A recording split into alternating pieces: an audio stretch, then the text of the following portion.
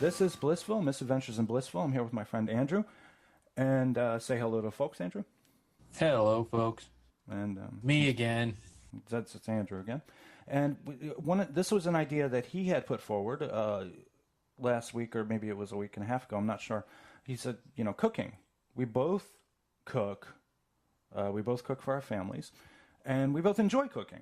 We both have a passion for it. So This is true.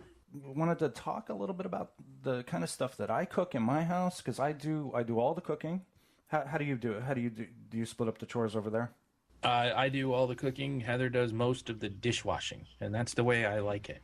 And that's how you were. I remember, like back in the old days, you cooked as well. You did a lot of Somewhat, cooking, and but your not father like did a lot of not like cooking. now. And I remember Yeah, talking to you guys both my about dad that. did.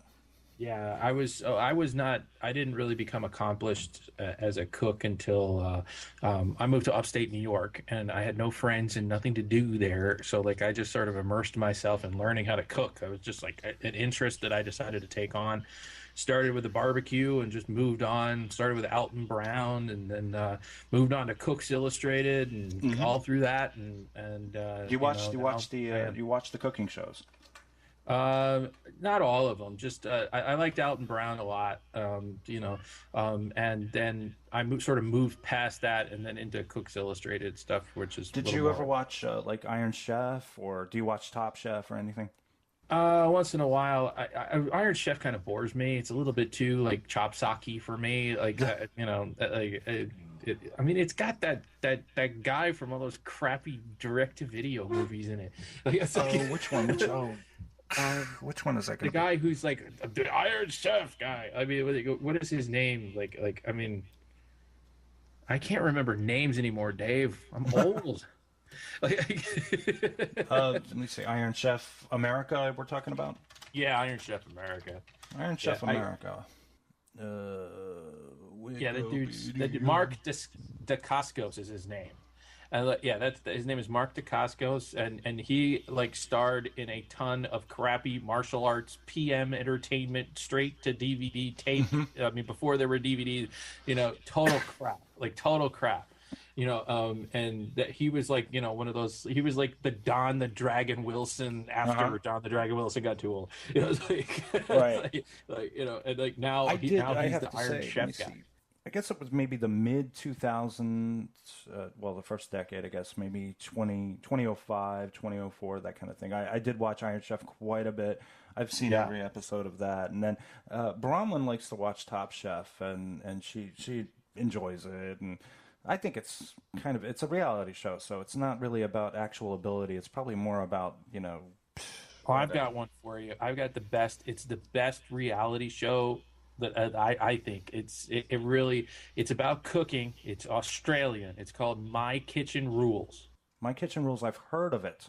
It is awesome, and it's like if I often describe it like this to people: if you were an alien who showed up on planet Earth and you judged the United States and Australia based on our reality shows, you would obliterate the United States and make the Australians king of the world because they are so nice to each other that it's like refreshing. Like they're so So there's no pleasant. drama.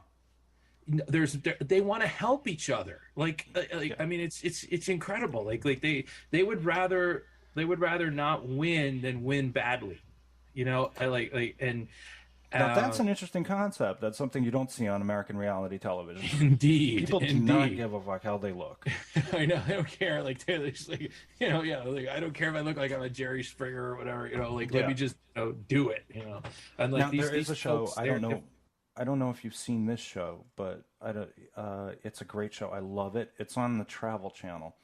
Right now it's in reruns, but it's called Burgerland, and I love it because it's really. all about cheeseburgers. This guy goes all over the country and samples the local cuisine of cheeseburgers, how they eat them, how they cook them and everything. It's just I love the show. Wow. I'm gonna check it out. I'm gonna see if Like I for can instance, he'll grab go some to New episodes. Mexico where they have green chili. Green chilies are very big in New Mexico, and they make a green chili cheeseburger, which is just looks fantastic to me. Goes to Chicago, has New Jersey sliders, Cuban cheeseburgers in Florida, stuff like that. And it's just a fantastic show. Makes me Wow, I'll want a check it out. cheeseburger every time I watch it. That sounds great. That sounds really cool. I want to check that out. That's one of the things I have in common with Bronwyn is that we both have a passion for cheeseburgers. Oh, okay. Well, that's good. It's good to have common interests, So what kind of you give me like what's your most common food that you cook? What's your staple in your household? Well, I'm a generally a low calorie eater these days, so I keep mostly to chicken. Mm-hmm. Um, and but I mean, I can do anything. I prefer to cook a steak on the grill and stuff like that. What's your favorite But kind of chicken to make? I do actually. Well, see, uh, well tonight I actually did. I've been reading a blog, uh, and I was going through a whole bunch. Everybody says that this Jamie Oliver chicken braised in milk is like the most awesome thing ever. Mm-hmm. So I did that tonight, and it was quite good. Most awesome thing ever. I would not go that far, but it was How do interesting and you very.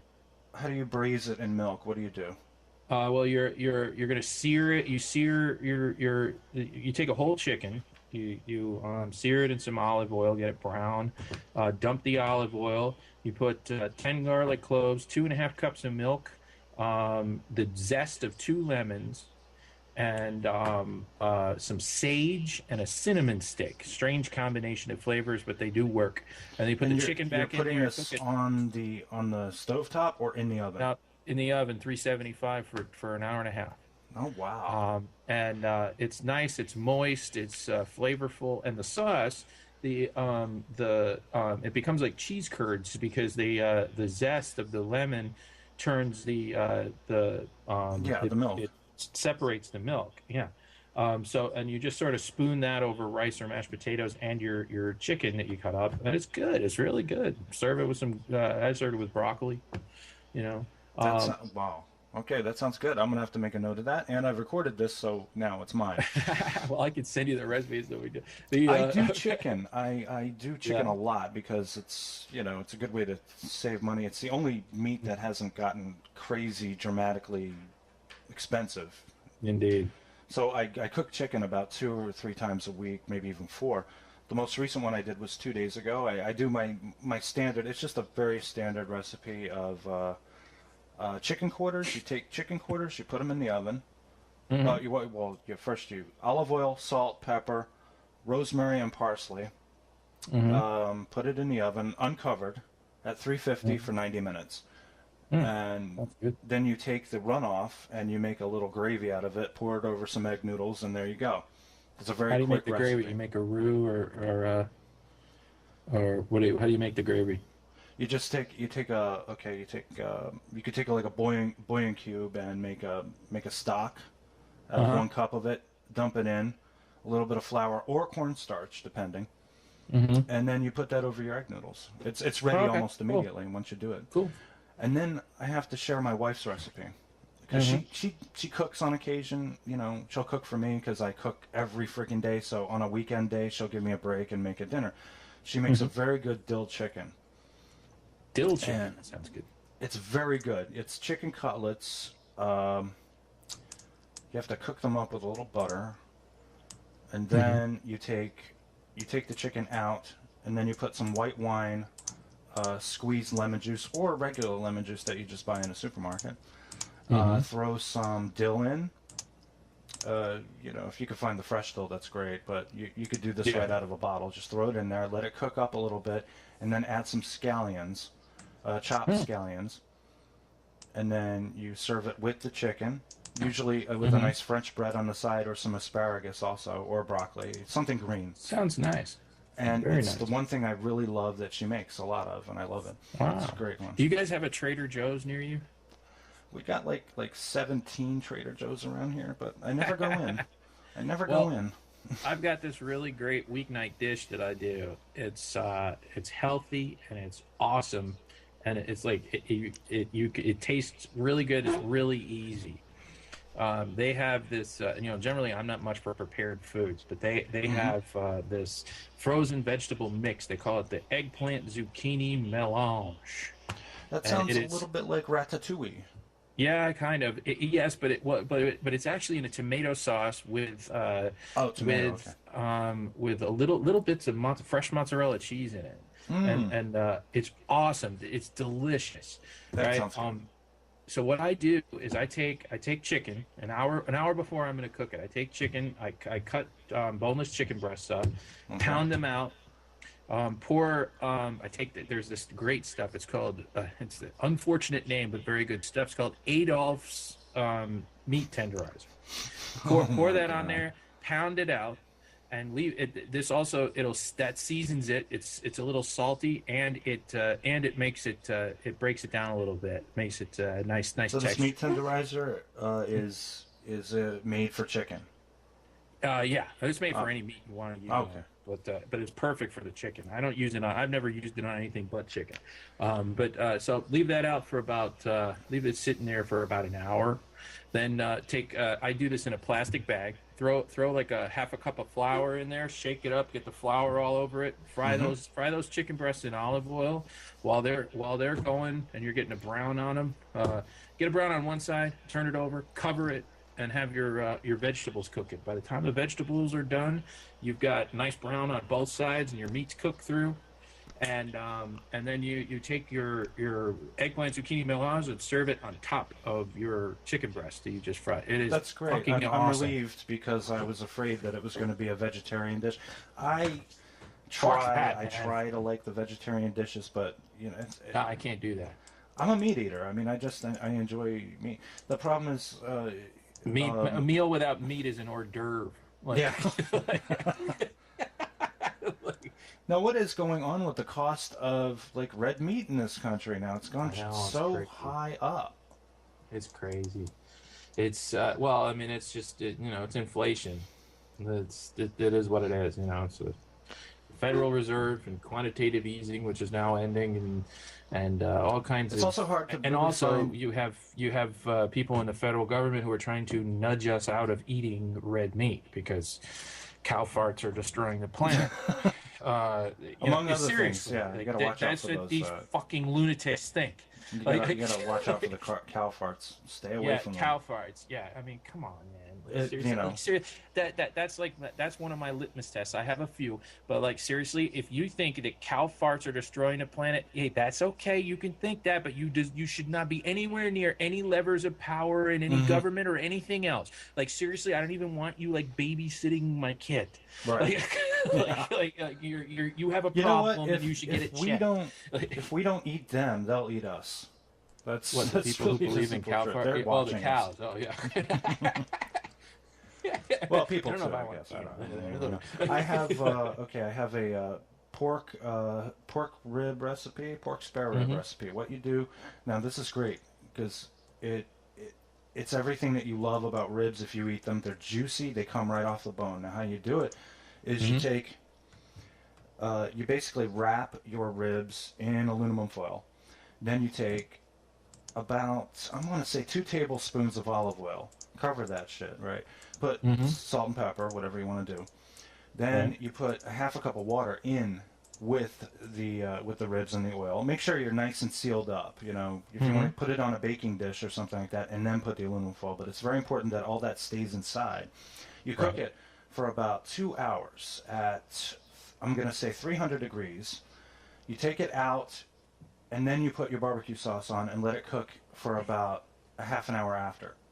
And then you're done. You've got your barbecued ribs. They come right off the bone. They're delicious. They're juicy and everything. Nice. I like it. And then serve I it usually with, do those with smoke on the grill, so they would at least have to have some time on that grill to suck up some smoke, and I might finish them off in the oven. I've depending tried on with the the ribs. time. I don't, with the grilling, I depend on the grill more for a steak, especially a nice thick steak. You can get it medium rare, perfect. A little bloody and a little pink.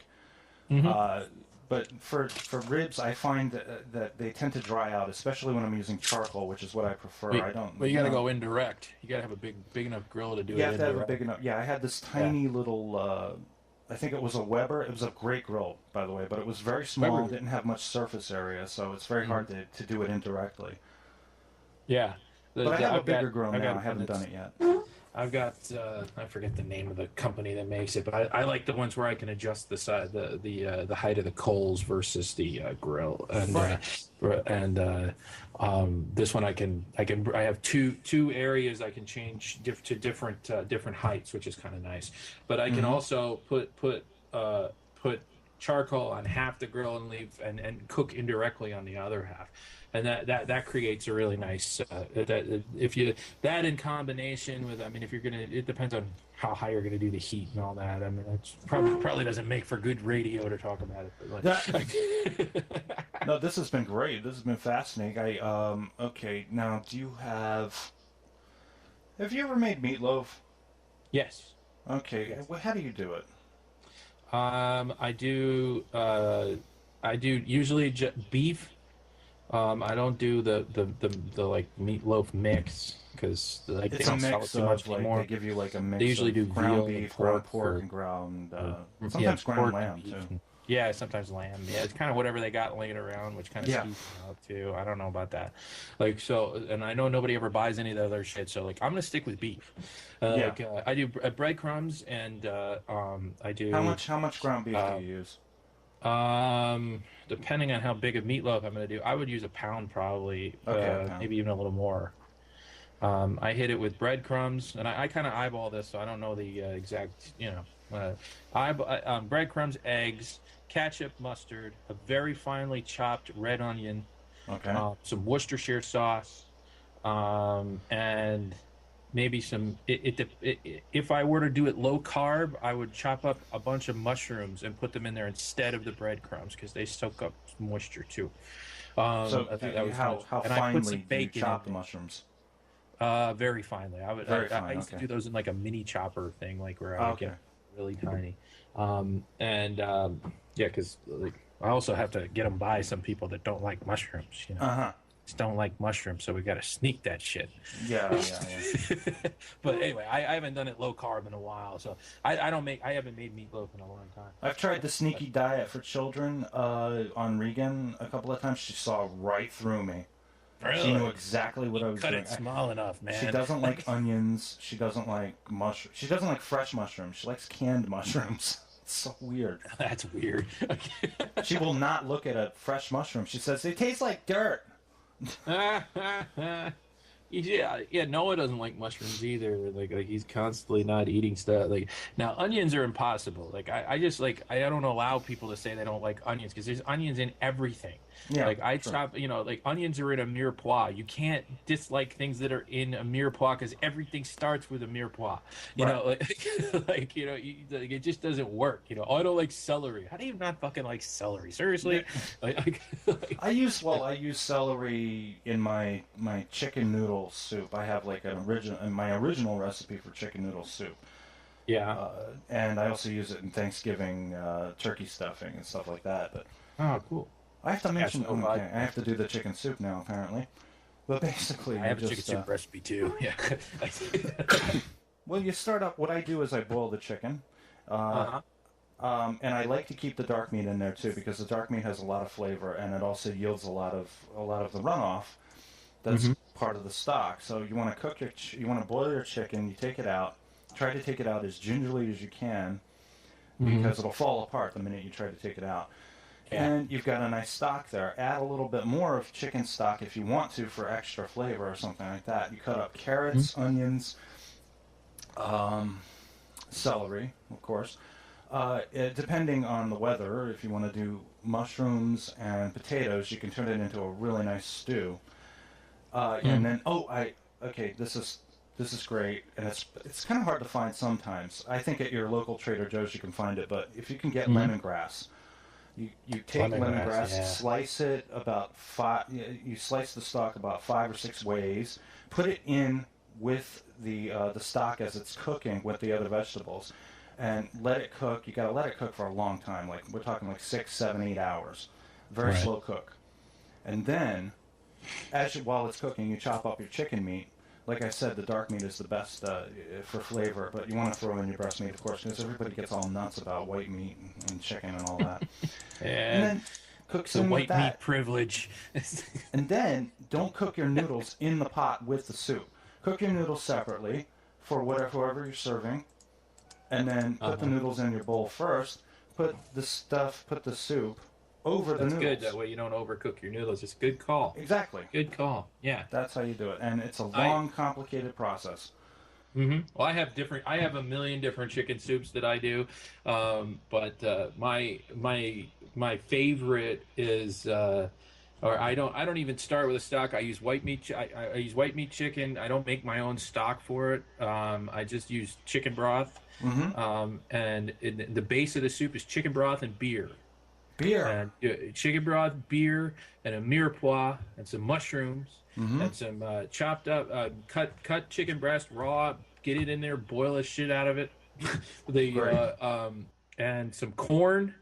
Usually, you take some frozen vegetables, put them in there. Some corn is a very southwestern thing. It's part of recipes that are dependent on corn. Anything. Yeah, well, I think corn is good in a chicken soup. It gives you like a hearty thing without adding a whole lot. You can put pretty much anything you want in there, man. But that beer fucking rocks, dude. I kind of gave up.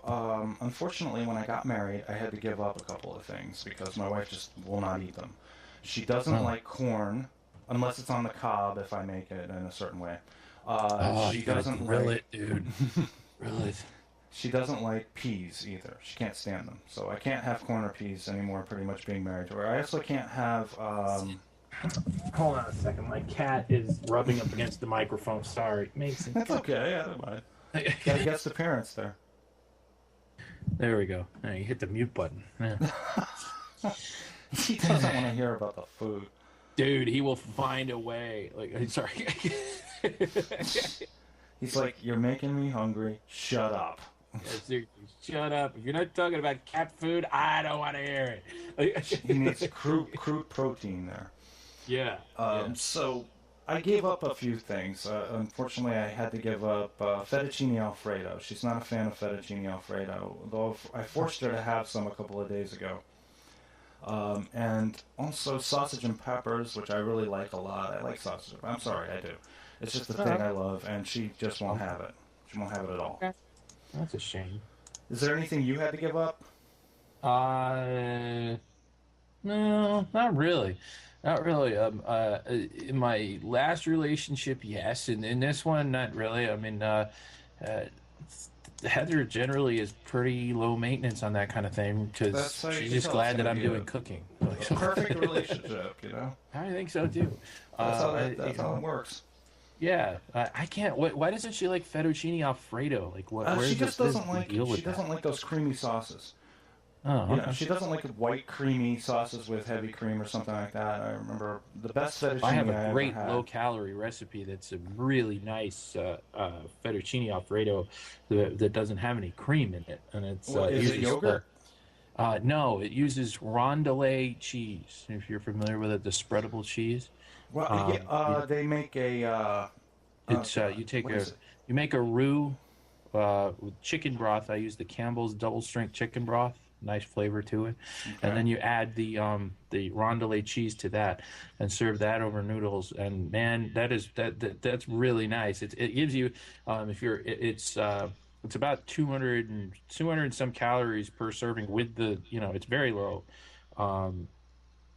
with the pasta.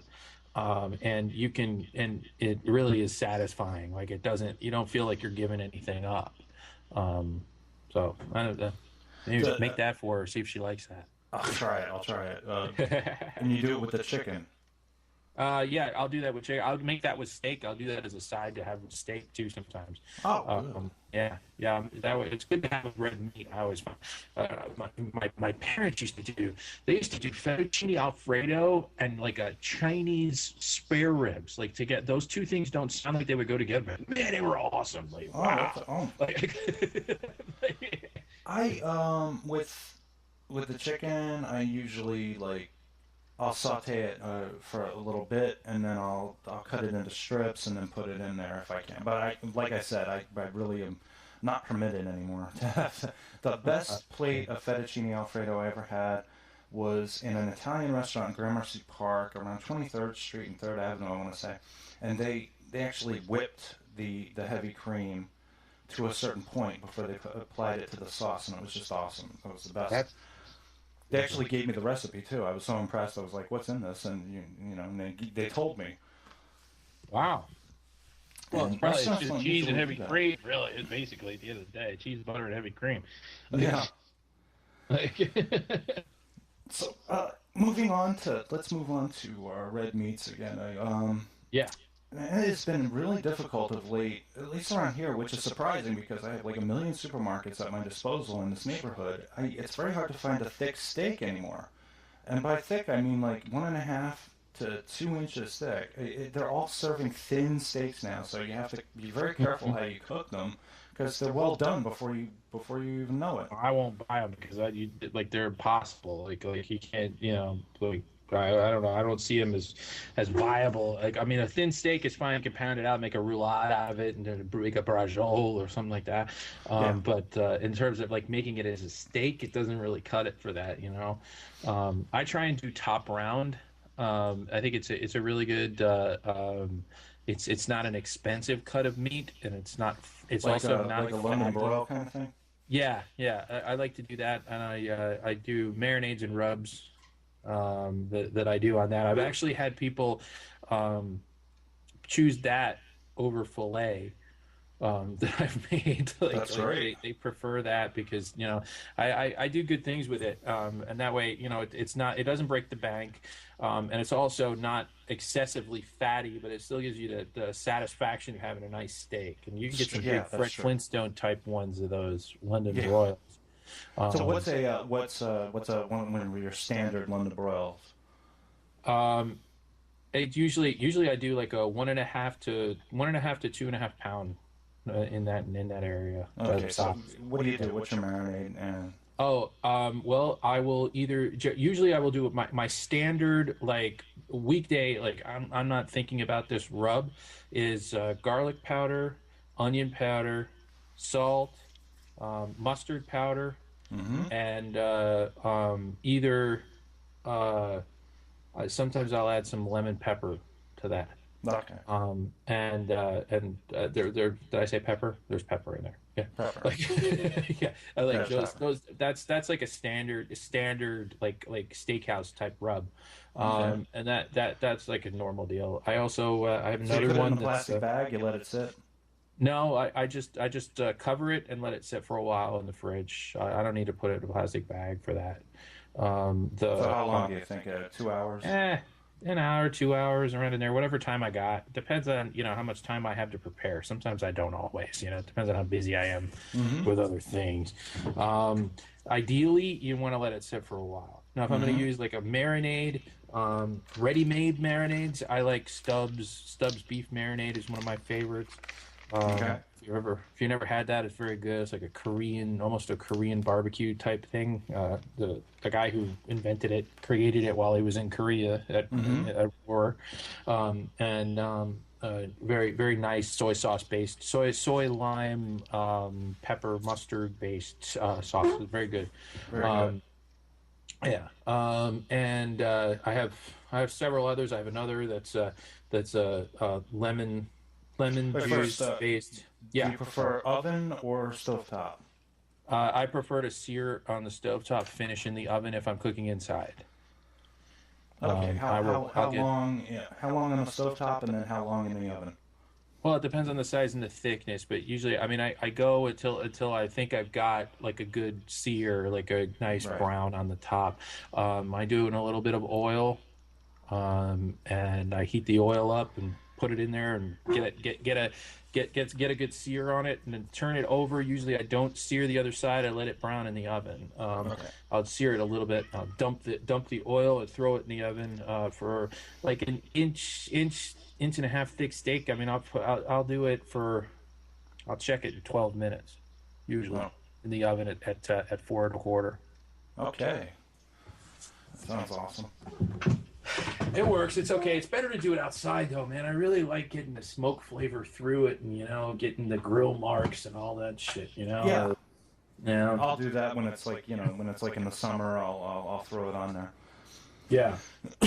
So what I do, I guess, I marinate with I've been playing around with mustard lately, so I've been doing the dry mustard. A little butter. I like to put butter on there too. And I guess what you're supposed to do, I found this online. You melt the butter, you soften it or whatever, you leave it out. It gets soft. Spread it on both sides of the lemon broil.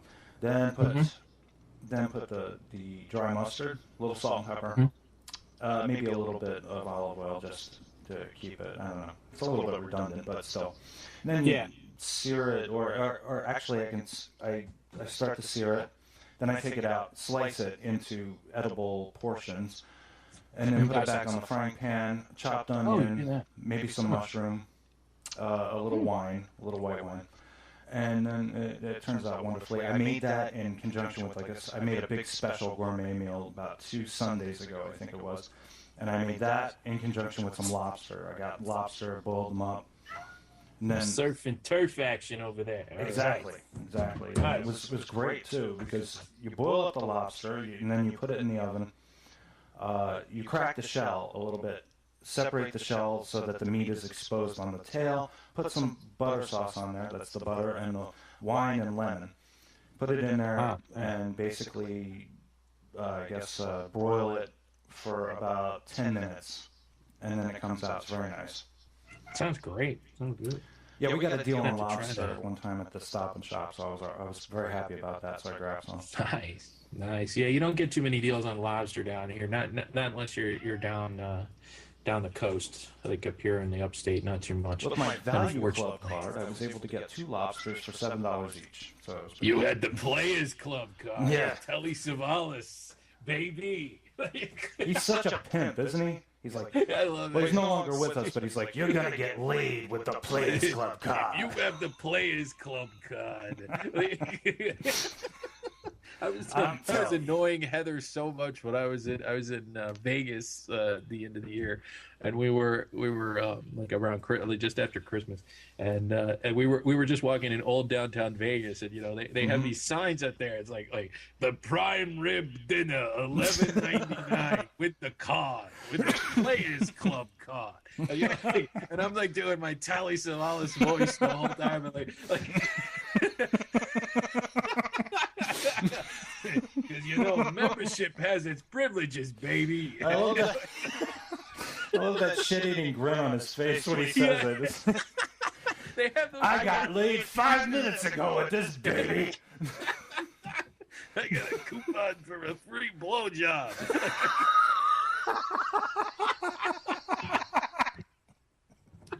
Okay, I just turned red. Oh my god, my skin is like tingling from that. Before I forget, I wanted to bring up the movie Heat with Al Pacino. Remember that when he says, he's like, I forgot who he was talking to. He was interrogating some dude, and this guy says, why did I ever get involved with that bitch? And he turns around and goes, because she's got a great ass. And you got your head all the way up it. When I think about a woman's ass, something comes out of me. Stick my head up it. I just had to bring up Al Pacino. I don't know why. I know. Well, I feel like it just wouldn't be complete, He's like one commercial away from doing Players Club commercials. He kind of. He's also starting to do this southern twang about his voice. You hear this lately? The way he talks, he's kind of like doing like this thing. What he's talking about kind of girls he likes, and he likes spicy. It's a woman thing. He's like, yeah, I'm Al Pacino. I saw him in this Players Club card. See, he was in this Phil Spector movie. He played Phil Spector in a movie for HBO, and it was just hilarious to watch him. Oh God, he was so chewing the scenery on that. It's like, I'm Phil fucking Spector. Who are you? You know what you are? You're a stupid fucking gun. Your womb is so polluted. I can't even make a baby with her because her womb is so polluted. Man, look at the pelicans. Come on, pelicans. All right, I guess it's time. Al Pacino means it is time to end this episode. This has been Cooking with Al Pacino. This is how you make it cooked. You place the cunts delicately in the oven at 350. $1.99 margaritas, baby. All right. So I'm Dave Waller. I need to take a breath.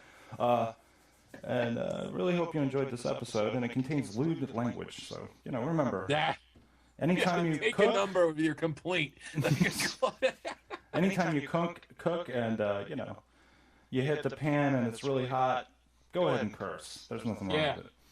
Yeah, just say, fuck you, pan. Like, goddamn grease splattering on me, man. Fuck you. All right. That's it. Thanks for listening. Bye-bye. Now, how'd you like to make a bet? If you like going to where the action doesn't stop, to places like Las Vegas, the Caribbean, Atlantic City, I'll bet this Players Club card will save you big in your hotel rooms and air travel. And I'll bet this little card can get you a lower room rate at any of our participating hotels than you'll find in any newspaper ad. Oh, we'll pay the difference. I'm not talking about Hotel 5 at night. I'm talking places like Caesars and the Sands in Atlantic City, the Flamingo Hilton, and right here at the New Riviera in Las Vegas. I'm talking up to 60% off your room. And not just weekdays and off-season. I'm talking prime time, all the time. You pay 50% less for shows. Always 25% less for meals and drinks. It's a sure thing. Now, here's another sure bet. You'll get airfares guaranteed to be lower than any available scheduled fare. So if you like living it up in places like Las Vegas, Atlantic City, and the Caribbean, start using your brains instead of your bucks, okay? You call Players Club now. The information free, and so's the call. Now, who gets you the lowest rates on hotel rooms? Who gets you the lowest rates on travel? Who gets you discounts on restaurants? Who gets you the best seats in the house? Who gets it for you?